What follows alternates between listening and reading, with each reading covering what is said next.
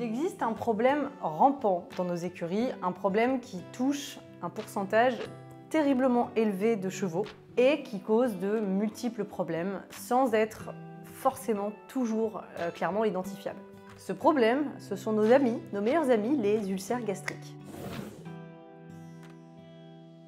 Si votre cheval râle au sanglage, bâille tout le temps, a un poil assez terne, est très irritable ou particulièrement émotif, sans que le travail ne semble aider les choses, qu'il mouille son foin ou qu'il finit mal sa ration, il n'est pas à exclure qu'il pourrait avoir mal au ventre. Avant de commencer, pensez à vous abonner à notre chaîne YouTube et à cliquer sur la cloche pour ne rater aucune de nos vidéos sur les chevaux.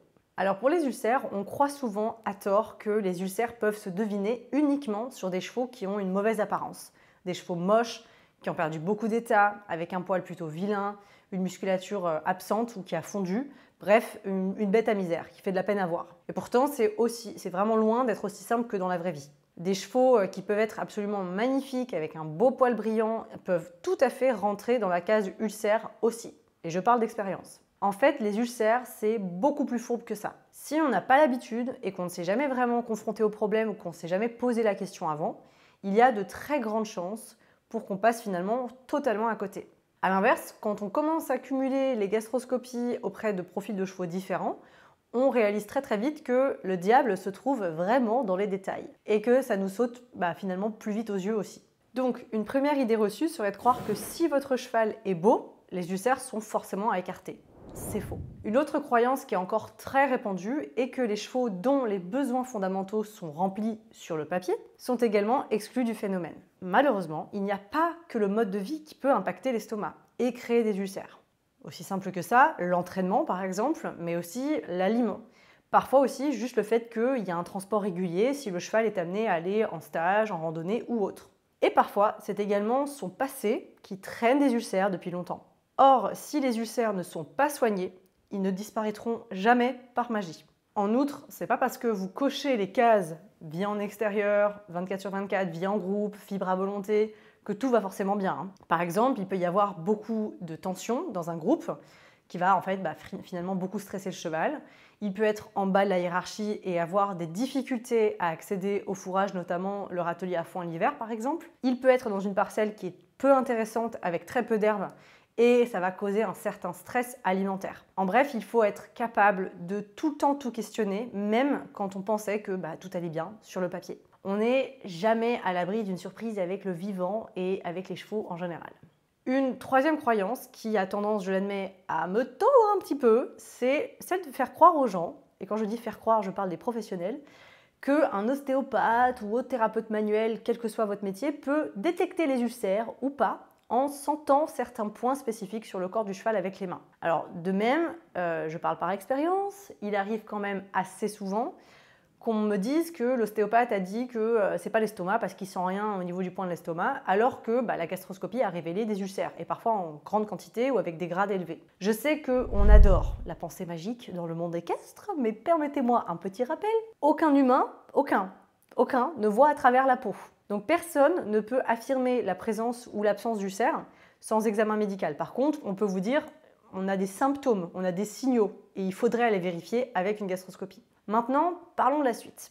Le diagnostic et le traitement. Et je vous garantis que je ne vais pas vous dire de donner de l'argile ou de l'aloe vera à votre cheval et que ça sera bon. Je tiens aussi à vous rappeler qu'il existe plusieurs types d'ulcères avec des gradations différentes. Et évidemment des emplacements différents dans l'estomac lui-même qui est fait d'une muqueuse glandulaire et non glandulaire. Et que par conséquent, un traitement ne sera pas forcément le même d'un cheval à un autre, parce que la situation sera différente. C'est pas parce que son voisin de boxe a reçu un traitement X que vous pouvez le donner à votre cheval de la même manière et que vous serez sûr que ces ulcères seront soignés. Donc vérifiez d'abord s'il en a. Alors, comment est-ce qu'on diagnostique les ulcères pour de vrai? Comme je le disais, personne ne peut affirmer qu'il y a des ulcères sans aller mettre une caméra.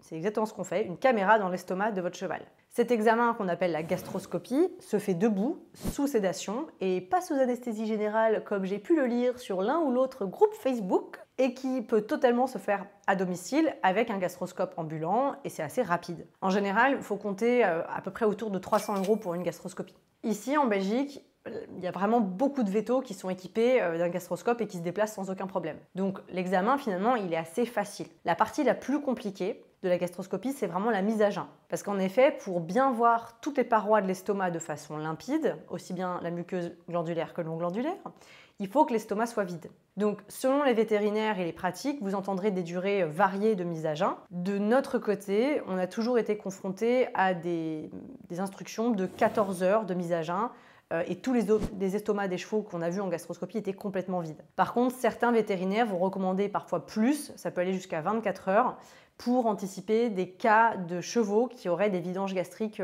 compliquées, ce qui peut arriver. Donc moi, de mon point de vue, 14 heures de mise à jeun, c'est assez simple. On met un panier de jeun la veille au soir et on se débrouille pour avoir un rendez-vous le matin de première heure. Le véto vient et voilà.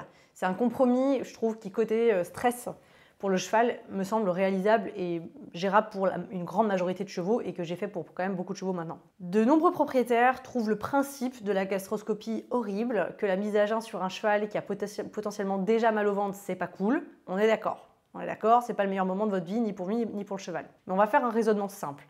Si vous avez tout le temps mal au ventre, est-ce qu'il vaut mieux pas avoir bien mal un bon coup pendant pas longtemps pour qu'ensuite on soit traité et qu'on n'ait plus jamais mal? Ou bien, est-ce qu'il vaut mieux éviter l'examen pour éviter l'inconfort et rester en souffrance tout le temps? Je pense que la question est vite répondue, comme on dit. Vous voyez où je veux en venir? Je pense que la gastroscopie, c'est un élément capital du diagnostic. Ça va me mener au point suivant. Non, donner de l'argile ou de l'aloe vera ou toutes sortes de compléments alimentaires ne va jamais soigner vos ulcères. Que vous le vouliez ou non, je suis vraiment désolée, il faut un vrai traitement vétérinaire s'il y a des ulcères avérés, donc il faut vérifier qu'ils soient bien là, et qu'on veut vraiment les anéantir, qu'ils disparaissent de là. Alors, n'étant pas vétérinaire, ce n'est pas mon rôle de vous dire comment soigner. Je vais juste vous dire une chose, c'est que les molécules utilisées et soutenues par de vraies preuves scientifiques aujourd'hui, pour les chevaux, ce sont l'oméprazole, le sucralfate, et en Belgique, on utilise aussi le misoprostol, qui est une molécule, de ce que j'ai bien compris, interdite en France. Donc ce sont communément les traitements qui vont être donnés par les vétérinaires en général, avec des gradations variées, des doses variées, des durées variées, et qui fonctionnent. Je ne vais pas rentrer dans plus de détails concernant le traitement, je vous invite à contacter un vétérinaire, et n'oubliez pas de faire une gastroscopie de contrôle pour vérifier que votre traitement a marché. C'est un point capital. Je vais insister sur un point simple. Aucun complément alimentaire ne soignera vos ulcères. Je me répète, je sais, mais attention aux conseils donnés par des personnes qui sont non compétentes sur le sujet, qui ne savent pas ce qu'elles font. J'ai déjà entendu parler d'une naturopathe qui conseillait de donner des huiles essentielles. Ne faites pas ça, sauf si vous voulez mettre le feu à un estomac déjà bien fragile. En bref, gastroscopie vétérinaire, idéalement gastroscopie de contrôle pour s'assurer que le traitement a fonctionné. Je sais que c'est une réalité frustrante, mais faire du déni parce que c'est inconfortable de passer à la gastroscopie, de sortir, on est d'accord, un gros ticket pour payer le traitement, je connais aussi ce problème-là, c'est ni vous rendre service à vous, ni rendre service à votre cheval. Si vous vous posez des questions, que vous avez des doutes et que vous souhaitez plus d'informations, des trucs très complets qui viennent de plusieurs professionnels, on a sur Blooming une conférence de 3 heures qui est vraiment là exactement pour ça. C'est une conférence qui a été préparée par des professionnels de la santé, dont une vétérinaire, une professionnelle du comportement. Et normalement, en sortant de cette conférence, vous serez plus qu'armé pour attaquer ce dossier avec succès et savoir tout ce qu'il faut savoir sur les ulcères et surtout comment vous en débarrasser pour que votre cheval se sente enfin bien et qu'il n'ait plus mal au ventre et que tout aille mieux pour vous.